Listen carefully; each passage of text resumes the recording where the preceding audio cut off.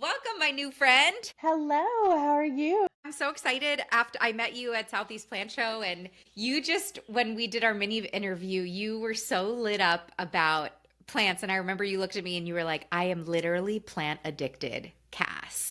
I am This chick is 100%. amazing. So for those of you who don't know you, why don't you tell us how you became plant addicted, Cass, the plant lady that you are today? Yes, before, like most people, kind of the COVID boom is when I came into my addiction. 2019 was actually, I was diagnosed with a broken back. I broke my back and I had just turned 40, so they sent me in for my first mammogram and I was diagnosed with breast cancer. So 2019 Ooh, was like I rough. went from being super active, never in the house. I was a CrossFit addict. I was like always out, going, to being pretty much immobile between my back, breaking my back, and then going through chemo. They wouldn't let me like do anything about my back until I finished my chemo. So I went through all of that and put on a bunch of weight. The more weight all of that. Being kind of homebound, it was like I kind of was like in this hunt for like something to bring me joy again. Yeah. And my cousin happened to be visiting and she was like, "Look, we're going to do a garden. Like, we're going to do something." So she took me to the garden center and we got some garden stuff to grow some veggies. But while I was there, I saw the succulents. So I picked up a couple succulents and that is where it all began. And then I quickly phased out of succulents and found like philodendrons and alocasias and all of that. And I kind of started an Instagram because I was getting really excited about it and I had nobody to share it with because everybody was just like, so I started just taking pictures on Instagram and then found like the local Facebook groups and started getting more involved with my local community. And then one of my local friends, he does Instagram and stuff. So he was like, if you want to get seen, start putting your face on there. Everybody sees pictures of plants. Everybody. And I Hmm. was like, well, I don't know. Like, this is about my plants. And so, it just kind of picked up from there. And then people, started following me as I started, my crazy addiction. And then I started creating reels and decided I just wanted to have fun with it. Like I wanted to make people laugh. Like as I was sitting there going through hell myself, like I'm very much like humor is what gets me by. And so I decided to, just kind of share that humor and entertainment with everybody. And it seems to be something that everybody likes. So I've just kind of kept to it. And how did you shift from the succulents, like classic houseplants, to now you're kind of a purveyor of rare and harder to find plants. So what does that look like? So it's just been kind of like this self-evolving, and I think I see it a lot in the community where, we start out with a little bit of the easier stuff, the philodendrons. My alocasia phase was short-lived because I couldn't keep them alive. Yeah, fair. Me too.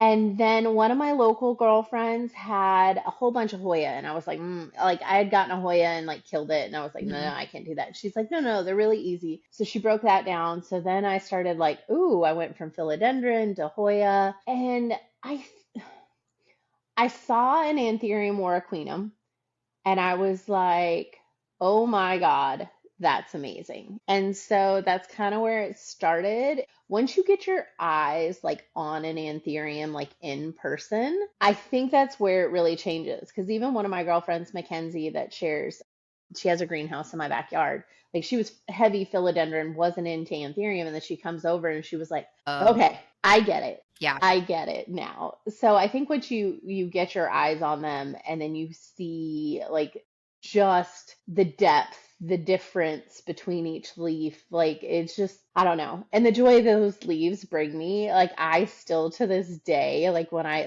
will gasp at like a new leaf. I'm like, "Oh my God, it's so amazing." And I'm like, "Wait, how is it a leaf is bringing me this much joy?" That's so So crazy.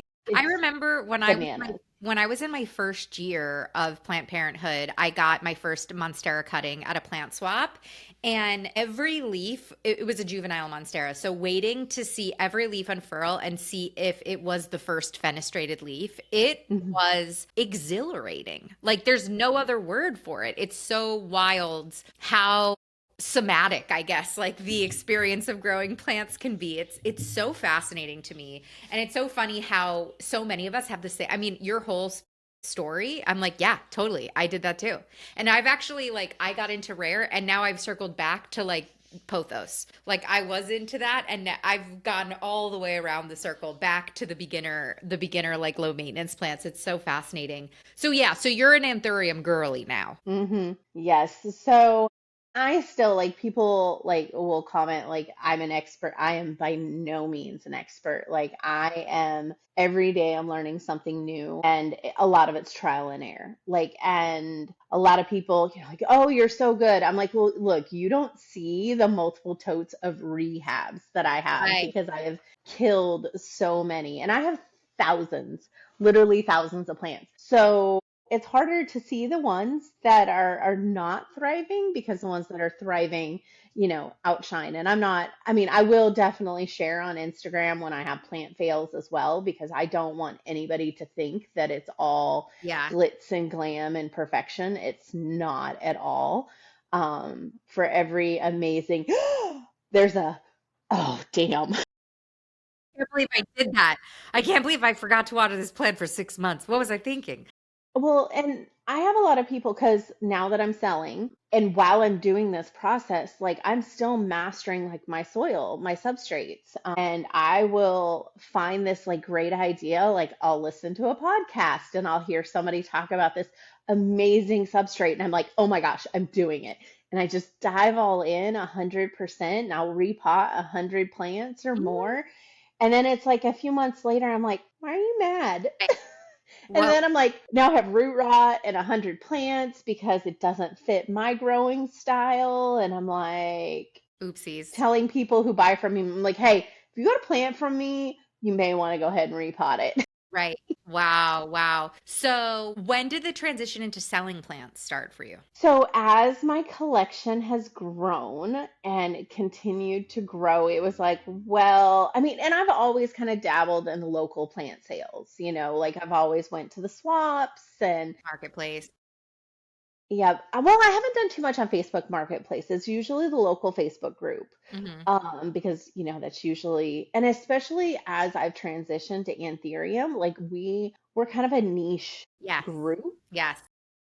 So it's not something that, and I take a lot of pride in my babies, especially when I raise them. Like I don't want them to just go to somebody who's Mm. just gonna like let them die. I'd rather not make the money than send them off to their death. Yeah, totally. So just over time, as my collection grew and people started wanting some, it was like, okay, well, I mean, now I've produced 200 babies. I can't keep all 200 of them. And, everybody on Instagram was like, hey, I want one of your babies. I want your babies. So I started like posting them on my Instagram stories and then started going to like bigger markets and then expos and all of that. So it's just kind of been this like, Yeah, you stumbled. gradual, yep. And actually Palm Street reached out to me and was like, "Hey, we want you to sell. Like you have like," and I was like, "Nah, nah, nah. I'm not a seller. I'm a buyer. I'm Mm. not a seller." And I would see them at different events and they were like, "Cass, come on. Like you could do this." Like. So they helped motivate me into getting into it and then yeah, after I got back from IAS last year, I was like, "All right, let's give this a try." And it's done pretty well. So it's really fun. And I love it just because I get to deal with the community like every single day, pretty much. It's like sharing that passion all the time. Yeah, it's so fun. So today's episode is how to propagate your anthuriums from seed. But before we dive into that, for those who are anthurium curious, can you give me your top couple of tips for having thriving anthurium? Because I think some people might spend $100 on an anthurium and bring it home and accidentally kill it and see it go crispy. Mhm. So what are your top tips? So one, take your like the biggest thing is you don't want to get an anthurium that is going to require way different conditions than what you have to offer. So if you don't have time to constantly water, keep humidity high,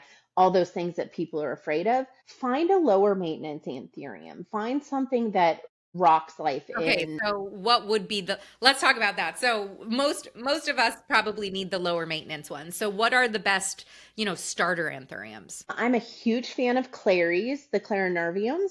That's the one I have. One, they're absolutely stunning. They do amazing in ambient conditions. They actually don't like to be overwatered. So you have less watering, less like humidity needs, like so they're a thicker leaf. Hmm. They take a beating a lot easier. So that's one of my first ones I always recommend. And then also some of the pendens ones like Vitirifolium, Pallidiflorum. Those are those long, strappy, and mine rock life inside as well. Mm. So those are some of like the really good ones. You could also get like Pedatum that has like the fingers, the Anthurium superbum. Yeah, I have a bird's nest. I have multiple bird's nest anthuriums. They are so hardy. They are a This very green hardy one. wall, I have two bird's nest anthuriums and then one clarinervium. I underwater this green wall to like embarrassing extents. And I can't believe these plants are still alive, particularly the anthuriums. And the bird's nest anthuriums bloom and rebloom all the time for me, way more than my clarinervium ever Hmm. has. So I thought that's really fascinating too. I would never buy, this was sent to me, the bird's nest. I don't know if I would have ever bought it, but now it's Hmm. quickly like one of my favorite plants. Like I would totally buy it again. And the great thing about the bird's nest is one, again, they're super hardy. They got those thick roots that Yeah. really, and just the same as claries. Claries have those really thick roots. And the bird's nest, you have like so many different colors, and you can get variegated ones pretty easy. And there's like all different colors. So yeah, those are a great one, super easy. And the other thing people don't realize with Anthurium is they're not as light dependent as a lot. I mean, they do need light, don't get me wrong, but you got to think of it like Anthurium grow under the canopy in the rainforest, Yeah. usually. They're not getting that beaming high light. Like mine do great with just regular grow lights. And also, the great thing about Anthurium is they will tell you if they're getting enough light or not enough light. You will see if you see an Anthurium and like, so you got the pot and the stems are coming out, and if they're growing in a natural, normal rate, you're good. If you see them starting to get really long stems, like they're trying to reach for the light, that Mm, Anthurium wants more. If you see the stems starting to go downward and your leaves are like going this way, they're like, okay, hey, this is way too much way light. too much light. Mm-hmm. What about Yep. brown tips? Oh, there's so many different things that could be. It could be underwatering and then overwatering. That is probably one of the biggest things I have found in my case is my quickest way to lose leaves, kill a plant is with Anthurium. You underwater them, you let them dry out too much, and then you're like, oh, Let me and then you, compensate. then I compensate. And what has happened is those roots have dried out, then you add all that water and they rot. So you're going to get dry rot, root rot. Mm, And most Anthurium, you want to keep them lightly moist. hmm. So just your watering conditions can definitely be it. It could be under fertilizing, over fertilizing. It could be too much light, not enough light. It could be pests. That's why the apps that you hear, they're like, oh yeah, yeah, just get the app. It'll tell you what's wrong. No, no, no. You just gotta like look at what you're doing and kind of try to figure it out from the plant. One of my biggest recommendations is pull it out, check those roots. That is the quickest way to lose an anthurium is when those roots start going. Pull them out. If those roots look bad, unpot it, clean those roots off, take all those bad roots off, snip them, and if it's still got a good root base, put it back in there and go again. And then if it doesn't, throw it in, I will take an anthurium that has zero roots, throw it in some moss and perlite, toss it in a tote, and bam. Give it a Mm, month or two and I'll have roots and it'll be back to its happy self. very nice. Do you put anything in the water that you hydrate the moss with in your prop boxes? So my friends call it my muscle milk. I swear by, so it's by Growth Technologies. Hmm. I use the foliage focus and the root zone, and I water my anthurium with it, all my anthurium inside. I'm not as good about the greenhouse, Hmm. but every single time I water, I do a diluted version of it. And Interesting. then the foliage focus and the root zone, you're having those nice happy roots, good foliage. And my anthurium babies grow To the point my friends bring me their seedlings and say, grow this for me. Right. Because like I will have one of theirs or they'll have one of theirs and it's like this little tiny, like this size, and mine's got like the same exact plant. It's like leaves this big. Speaking of seedlings, you are the Anthurium seedling whisperer, and I didn't know that I could harvest my own seeds from Anthurium and grow them out and make a Hmm. million more plant babies. So Hmm. I need to know, how do you do this? Tell me everything. Okay. So it's really going to depend on the type of anthurium you have. Some of the pendens ones, I'm not sure about the bird's nest because I haven't done any with the bird's nest yet. But you're going to get your anthurium when they put out a new leaf, they will usually put out a flower or I call them inflorescence, and it's going to come out. And I actually have one right here that I brought over. And they go through, so before I pull that down, they're going to go through multiple stages. When they first come out, they will go into their female stage and you will see them and they will get, it looks almost like little water droplets on it. Like they will get kind of moist and sticky. And that's the female stage. That's when she's receptive and she is like, bring the pollen on. And then after it goes through the female stage, it'll then move into the male stage, which is the pollen stage, and it'll put out its own pollen. Now, this is the plant trying not to self-pollinate, which some plants do. There's always a loophole somewhere, but normally they're going to go female stage. That's when you can pollinate them. Then they go into male stage. They put out pollen, and then you can pollinate something else. So you'll take, when they're in that female stage, you're going to take pollen from another plant and you're going to put it on there. Just messy about it. I will go over to the inflow of one with pollen, get it on my fingers, go over to the female, and then I will just rub it on there. And then depending on the plant will depend on how long you're going to wait for seeds. Claries, Bessiers, Luxurians, and then there's some others, but those primary ones, those are going to take you nearly a year. Whoa. Yes, it's going to be about a year of waiting. So I have right here one of my claries. Actually, let me pull her out of this pot. Okay, what am I looking at? This looks like an insane monster fruit of sorts. Kind of, and you can think of it kind of as a fruit. So once you pollinate the inflorescence, it then becomes what's called an infructescence. I may have pronounced that wrong, Hmm. but that's when it's going to go through its process of producing seeds. And depending on the plant, will depend on how long it'll take. It can take anywhere from just like 3-4 months to 12, 17 months. And it can vary. This one right here that I have is a clary. So we're working on about 12 months now. Wow. So let me ask a question before we get in there. Okay, so just to recap, I have one clarinarium. Hmm. It blooms, which is the inflorescence, which is actually a spike that has many, many flowers on it. Hmm. Yep. That one bloom has a female era and a male era. The female era, it's sticky, which is when Hmm. you would go in and pollinate it. The Yep. male era is when it gives off pollen, which I'm assuming you're collecting, which we'll talk Hmm. about later. Then, so you're going to pollinate the female era, and then Hmm. you leave the plant alone. So then you basically just walk away and you let the plant do its thing to turn into seeds, or I guess kind of berries. This all happens on the plant while the inflorescence is still attached to the plant. My goodness gracious. So cool. Okay, please continue. I'm recapping. No, you're good. You're good. Okay. It's a lot. Yeah. It is a lot. So yeah, so once they go through, they're gonna produce their berries. You'll keep an eye on them, and the plant will let you know. They'll start changing. Usually they'll be like this green color, or it can be a plethora of different colors based on the plant. But they will then change color as they ripen, because just like berries that you're gonna eat, those berries are gonna ripen. And once they're ripe, you can like run your hands over them. They'll start like falling off. And like these ones right here will go from green to orange. They'll be like a really bright orange. They'll get nice and soft, just like any kind of plant. Once it's ripe, you'll be able to tell that it's ripe. And then you're going to pluck those berries off and you're going to harvest. And then in the inside of the berry will be seeds. And it can be, depending on the plant, usually 1, 2 seeds, occasionally a 3. And then you're just going to get all the little berry juice off of them.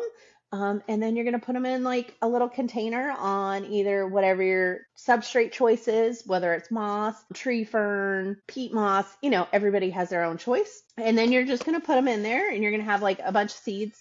I know the people listening won't be able to see this, but if they want to come back and check the video, This one right here, I just got moss with a bunch of seeds in there.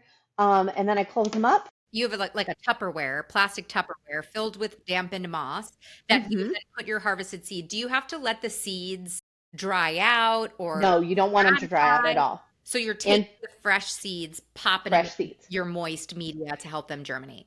They're not going to be like our tomatoes or our veggies or anything. You don't want to let them dry out. You want to process them immediately and then get them in something moist. I like to keep them in some sort of humidity dome. I have a variety. I love to go food to go containers. You can do trays. If you got like the 1020 trays, put lids on it. Whatever you can put them in that's going to keep the humidity and be able to get light.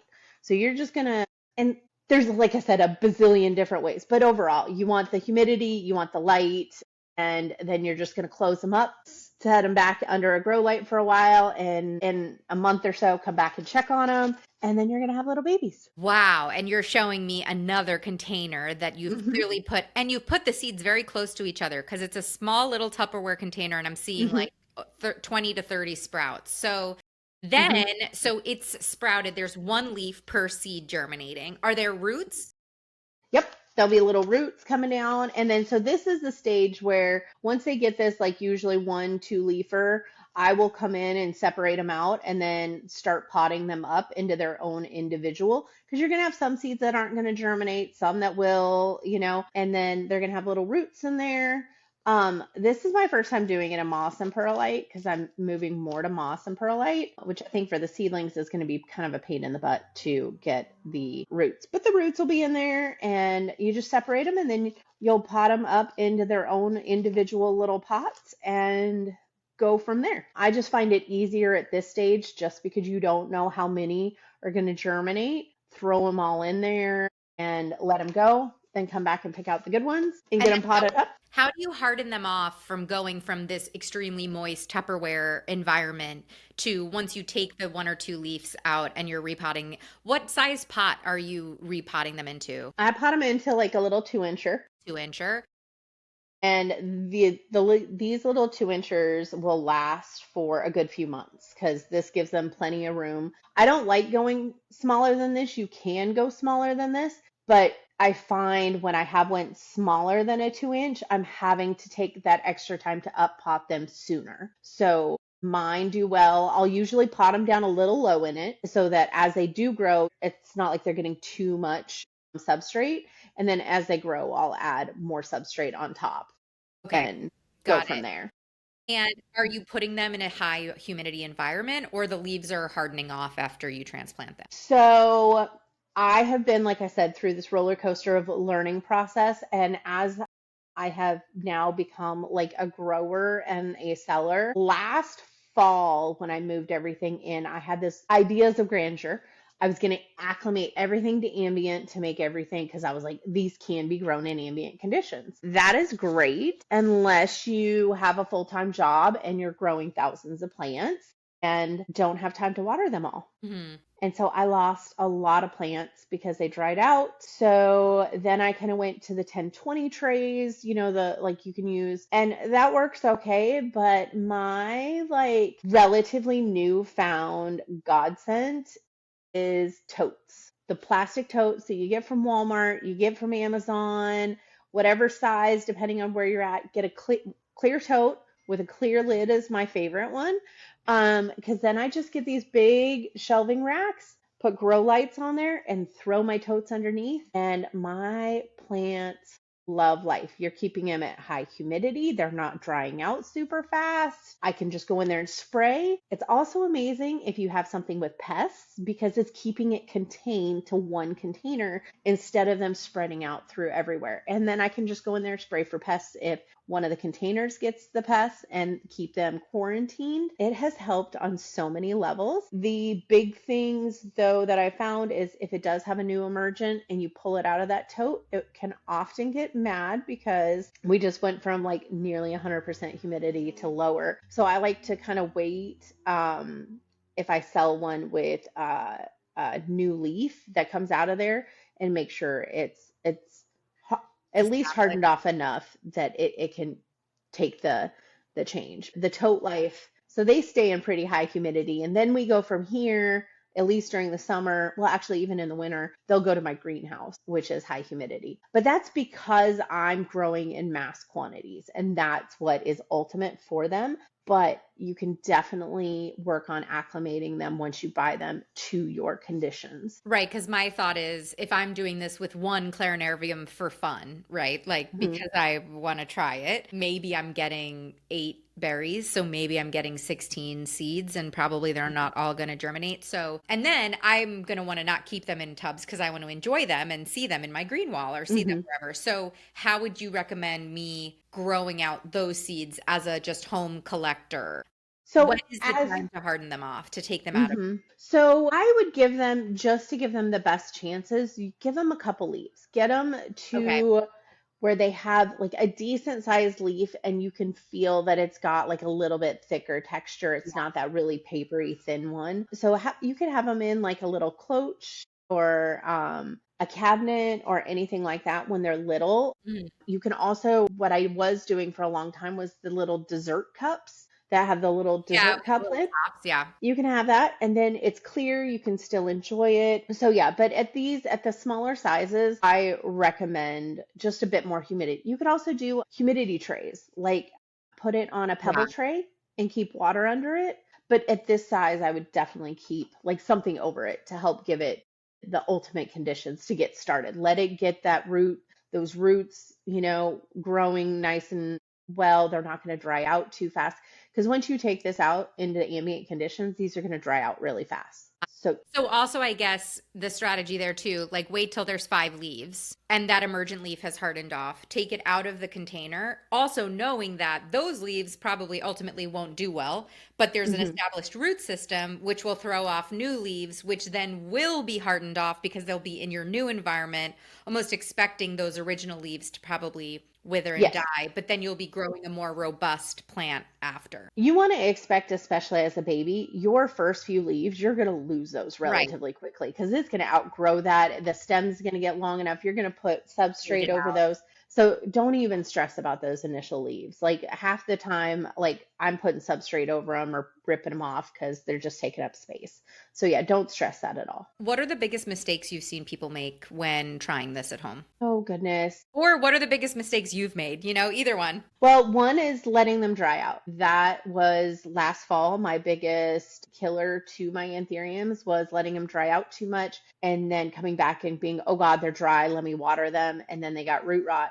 And your anthurium will tell you when there's something wrong. And Mm. they'll start with the smaller leaves usually, or the new emergents. If you look at your anthurium and you're like, you're not looking so hot, get on it quick because a lot of times you can rescue it before you wait until all the leaves are done. And I'd say a good majority of the time it's the roots. Get in there and check those roots. You mentioned rescuing and that you have, prop boxes of rescue plants. If you have an anthurium that's going south, what is your protocol for rehabbing a plant? So I'm going to rip it out of its substrate. I'm going to check for pests. Pests are, especially I grow outside in a greenhouse setting. I have pests. If anybody tells you they don't have pests, they're either lying Or or they have pests and they don't know that they have pests. or they don't know. So it's always checking for pests first, Hmm. and then checking those roots. And if those roots are bad, I'm going to try to remove all the bad roots. I'm going to change what substrate it's in. And like I said, I've been through a plethora of different substrates, so obviously that one isn't working well. And if it's too bad, I'm going to chop any or all of the roots off, depending on it. And then I'm going to throw it in some moss and perlite with a little bit of charcoal in there, and I'm going to toss it in a tote. Okay. And then it sounds like you've been through a lot of different substrates. And I think the key you're saying is make sure the soil doesn't dry out. So depending on what your plant parent personality is, that might look different. But I'm curious, as you've tried so many, what's your go-to substrate right now? So, especially for tote life, it's moss and perlite. Okay. And then what about for like potted life? A very chunky, airy mix. Anthurium, they don't want to be dry. That's a good way to say it. They don't want to be sopping wet, but they don't want to be dry. But anthurium roots need air. So you're going to want I get the big number 4 perlite, put that in there. I have a little bit of charcoal, and then it's like the cocoa core, the orchiata, just a good chunky mix. Of course, if I'm bringing them inside where they're going to dry out a lot faster, I'm going to add a little bit more, like maybe a little bit of Fox Farm soil or something like that to help hold some Mhm. moisture. But in my greenhouse, I have a misting system. They're getting watered multiple times a day in the totes. They don't dry out very fast. So I want something really airy that is well draining, That you but just isn't have going to keep up watering with so that it's moist. Okay, cool. You sell on Palm Street, which is one of our sponsors, which is like such a fortunate to. coincidence. I was at Southeast Plant Show. I hadn't really known much about Palm Street, and everybody was talking about Palm Street there. I can't believe how this app has like taken over. So if people want to buy from you, or if people want to follow you for your humor videos as well, where can they find you? But you can find me everywhere at Plant Addicted Cass, on Palm Street, on Instagram. I'm trying to dip my toes into TikTok a little bit. Okay. I haven't made it to YouTube, so you won't find me there unless they're coming to find you. Okay. But yeah, I'm Plant Addicted Cass everywhere. I do live sales, especially as of the last 2 months. I've taken this on full time.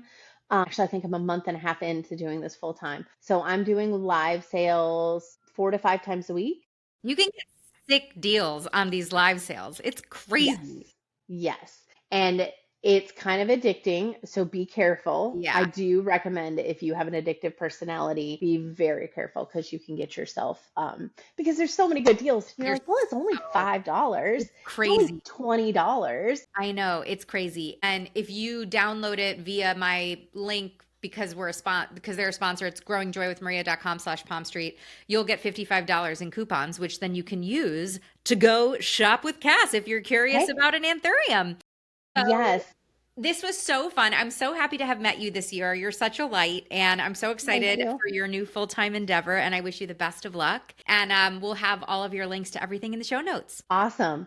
And if I can shout out a plug for everybody, I am sure this won't be shown in time, but y'all also make sure to go check out the International Aroid Society. Yeah. We have a show every year. If you don't make it this year, come next year. We also have the Big Plant Expo next year coming up in April in Charleston. And it's so amazing to get out and bring our communities together for events like this. Even if you don't want to buy, even on Palm Street, if you just want to come hang out, come ask questions. Because if you have that question, somebody else has that question. Totally. I find like people will message me and ask me questions, and I am a one man show. And so I have a hard time sitting down and giving people all the information they would need to answer that. So come follow me on my live sales. Come see me out at one of the events, whether it's IAS, whether it's the Big Plant Expo. Come check us out in person so that I can help answer any questions and Yeah. chit chat. This episode will air after IAS this year, and I'm sadly missing it because I'm going to be on vacation at my nature spa, completely off the grid. Darn. But it is like one of the go-to conference. It's one of the go-to plant shows. So mark it in your calendar for next year. And yes, this big plant show in April for sure. Yes, Amazing. absolutely. And the other thing is with those, and sorry, I know we're kind of No, wrapping it no, up, go for it. is when you do see these big events, because I hear a lot of people like, oh, I can't go to that, I can't afford it. When I'm done with IAS this year, I start a fund for next year's IAS.